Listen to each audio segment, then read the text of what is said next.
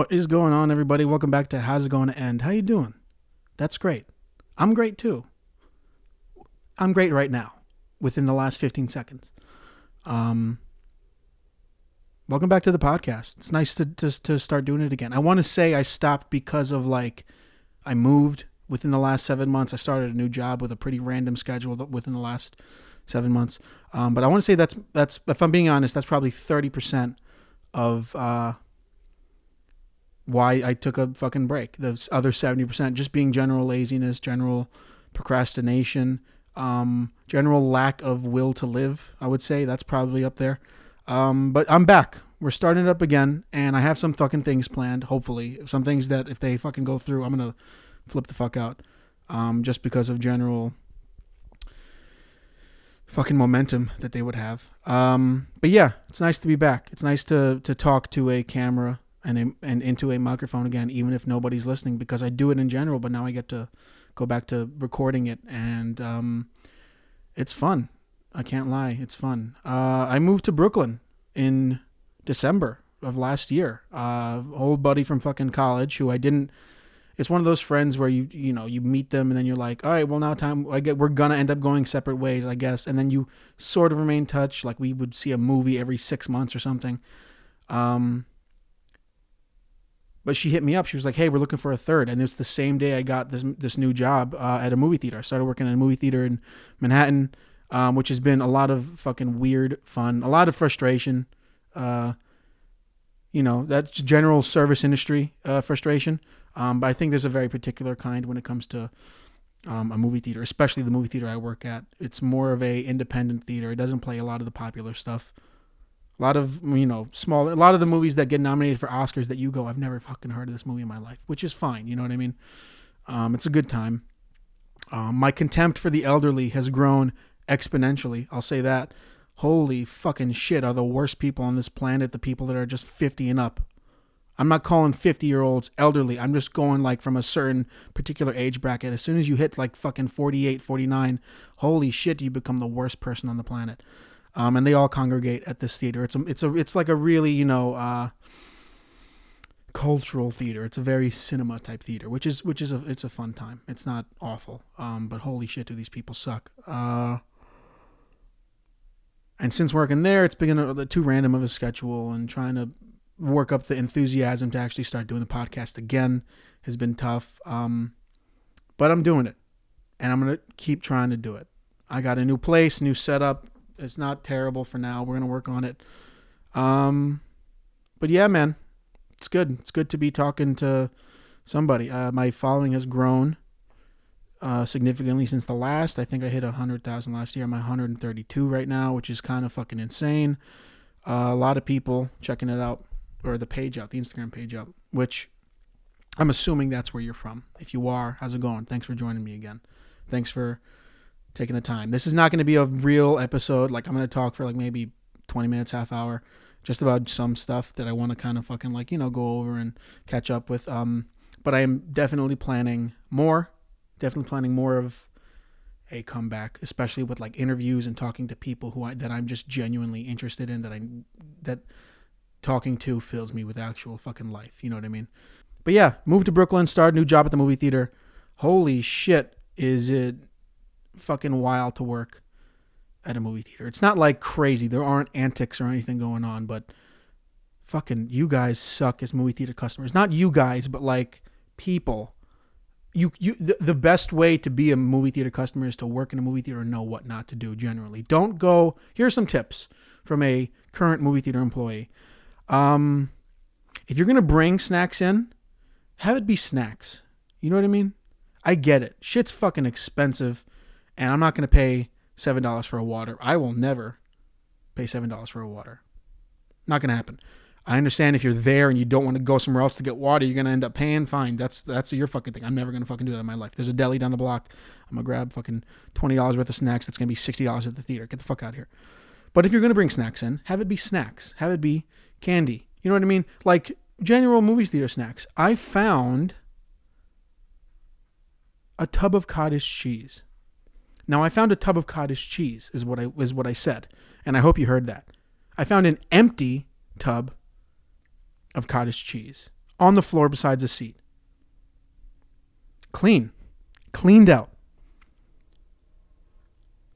I think on the spectrum of movie theater snacks, there's popcorn and then there's cottage cheese.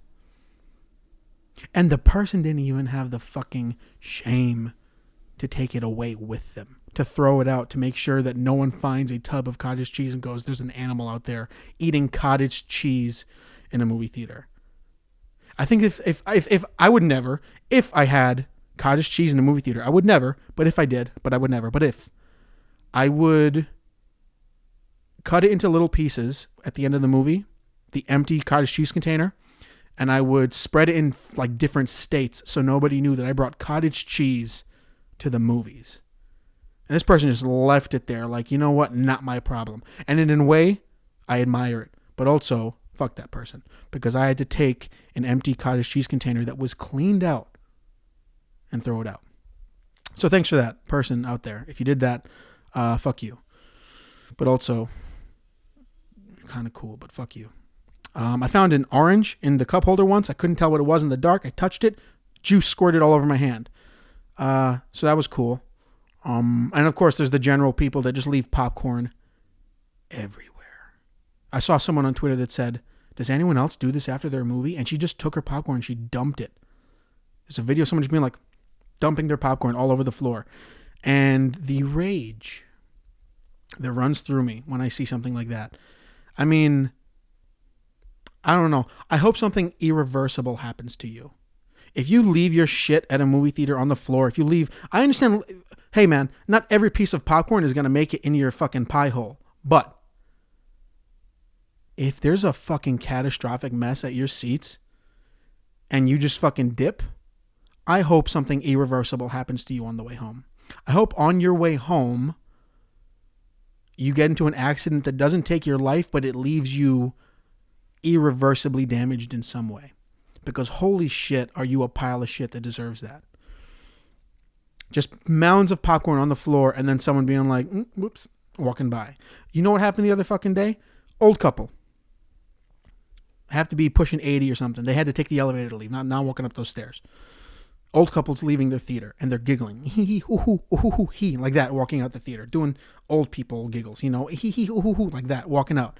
And I'm walking up with my broom and I'm like, all right, let's fucking see what's going on in here. And the woman goes, we made a bit of a mess. We made a bit of a mess. And the husband goes, oh yeah. And I'm thinking, do you mean the economy? Do you mean the climate? Do you mean the resurgence of fascism in America? No, you mean the popcorn. Got it. Understood. Totally understood. Thank you. Don't worry about it. That's what I'm here for. I'm here to just, for $15 an hour, to sweep up your fucking mess. That's the real rage coming out of me for a second there. I have to fucking relax. But yeah, man, you know. I don't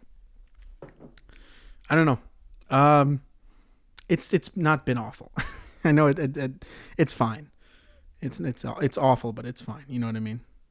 Working at a movie theater, it's cool. I think I went into it with like the rose-colored glasses of like, I'm gonna be working in a movie. I'm gonna see the film running through. I'm gonna see everything. It's gonna be amazing.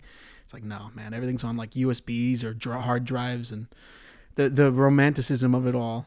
It's very funny that it doesn't exist in the movie theater. You know what I mean? It's all very scheduled and regimented, but you know, get to watch movies all day. Get to watch the same movie 11 times a day. That's fun.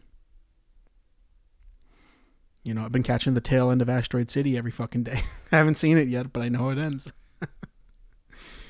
But yeah, what I want to talk about, something I've been wanting to talk about in regards to like movies and the culture currently when it comes to what's happening with movies lately is, hold on, I got notes.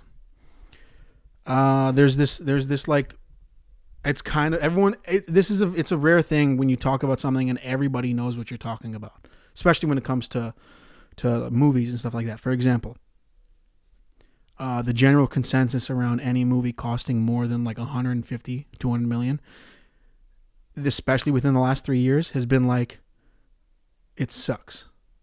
You know what I mean? The general consensus, if you ask a general audience member, it's like, hey, what did you think of the new Marvel movie, the new DC movie, the new big budget fucking famous people in a movie? And most people are like, meh, I don't like it. There's something going on. And we all agree because we can tell when quality is being put in the fucking back burner. You know, I've talked about this for a fucking long time. The idea that studios know they don't have to try as hard because people are still going out in droves to see whatever fucking 200 million pile of shit that they put out. But it's not happening anymore, especially within the last 2 fucking years. The amount of the Marvel movies that came out, which is like, people expect that for DC movies. And a Marvel movie coming out, and it's like, people generally going, it's all right, it's not good, it's awful, actually, I don't like it at all. Why does it look like that? That's amazing that that's actually like prevalent right now. Because, you know, for the longest time, it's like, people acting like, oh, how did it get this way? Because of just 10 plus years of accepting mediocrity and rewarding it with billions of dollars. So studios are like, fuck it, let's just make the same thing. Like, let's make carbon copies of everything and put it out over the next 10 years, and we'll make 100 projects that we'll put out over 4 years. And that's why it feels like nothing narratively is changing. And the major cultural difference, the movie difference in the last 2 years is this rise of like low budget, low risk movies being made that are raking it the fuck in. The majority being horror movies, but there's this general pushback, and it's like, and I want to call it a regression, but it's not really. It's you're hoping that it forces like some kind of fucking progress in the movie culture, but you know it's never going to. But like there are these movies that cost nothing to make, or significantly less compared to like Marvel movies or DC or comic book, big budget, Fast and Furious, all that shit. There are these movies that cost like 10, 15, 20, 30, 40 million coming out that are raking it in. You know, fucking Cocaine Bear, Barbarian, Megan, like all these, like Evil Dead, the Terrifier 2, all these movies, I mean, the majority are horror, but you know, then you get something like No Hard Feelings, the Jennifer Lawrence movie, and it's like, this kind of stuff is making money again, and it's sort of like, people are like, fuck, I just kind of want to regress into, and it's not a bad regression, I think. It's a type of regression that, I don't know how I would describe it. It's just people are tired of being fucking fooled by $200 million movies that look like shit, that are written so fucking poorly, that just star the same 11 famous people over and over and over by every fucking studio and every fucking director. And then something small and kind of dumb comes along and it makes a ton of money, and you're like, holy shit, something that wild made money? That's kind of fucking amazing. Everything Everywhere All at Once. It's the highest grossing A24 movie ever. I don't know the exact numbers. I'm not going to put out any numbers I can't know. And it won all the fucking Oscars, and you're like, holy shit, how did this, like, I think the budget was like 60 something million, or really modest for a movie that is so technically sound, so narratively stacked, so, I mean, complex compared to, like, you know, fucking a multiverse movie from DC or Marvel. It's incredible. It's actually incredible. It's something that can be rewarded. And you hope that Hollywood learns a fucking lesson and goes, oh, they want creative stories with full of, like, you know, heart and passion and earnestness. And then it's like, no, they want kung fu. Let's do a kung fu movie. Like they skim the fucking top of the why a certain movie is doing well. You know what I mean? It's not a coincidence that, you know, over the last, it's been fucking only 3 years, and there's already like multiverse fatigue. You know, there's already people being like, they hear the word multiverse and like, oh brother, and it's like, because Marvel and DC have put such a stink on it, you know. But then there's like Spider-Verse and Everything Everywhere, and you're like, oh, suddenly I like a multiverse movie that's made well by people who care. Interesting. These big budget movies that usually get a slam dunk of $1 billion immediately, it's not happening. So you hope that studios go, okay, we need to fucking get it together. We need to actually put some effort into not putting effort in. You know, does that make any fucking sense? Am I being stupid? I think I'm being stupid. What I mean is these low budget movies that studios previously would be like, it doesn't matter whether you get made because you're gonna make back your money because you cost nothing. These are the ones that are like fucking keeping the industry fucking afloat. And not every fucking year can Tom Cruise make a Top Gun Maverick that, you know, makes $1 billion and it's not a mainstream fucking movie. You know what I mean? It still is a sequel to a 30-year-old movie, but like, it's a different case. It's not like a cinematic universe. And we're seeing right now, cinematic universes are on their way fucking out. It's just the fucking case. Not everything has to be connected through some weird connection, through some quirky, you know, quippy connection. It doesn't have to be that way. You can actually write stories that are full of creativity and passion that people clearly want to go see at the movies. Especially now, especially 2023, when it's like, oh my God, what's going on in Marvel now? The Eternals were a thing. The Earth was an egg, I think, pretty much. Kang is going around, but not really, because we all know what's going on there. Yeah. And then everything's being pushed, and you're like, why do I care about this anymore? I kind of just want to go see movies. And then people go and see Cocaine Bear, and then Cocaine Bear rakes it the fuck in on its fucking absurd... Oh, God. That entire movie was so fun to me just because it played out like a VHS forced fire warning video. Do you know what I mean? You know, it's always like... It's always... all those like, you know, like safety training videos like have reenactments of shit that goes down where it's like kids in a park doing fucking dumb shit and then they accidentally start a fire and then the mascot shows up and it's like, hey, kids, fucking blah, blah, blah. That's like what that movie felt like to me. By the end of it, Kerry Russell catching the shotgun... If you've never seen Cocaine Bear, this makes no sense. She catches a shotgun and there's such a hero shot on her and she's a mom. So you know that it's like in the safety training video, it's like mom knows best. She catches a shotgun. She blows away the bad guy and then fucking, oh, awesome, cool. And all the props are so cheap and all the wigs look so bad and all the effects are awful except for the bear. The bear was pretty good.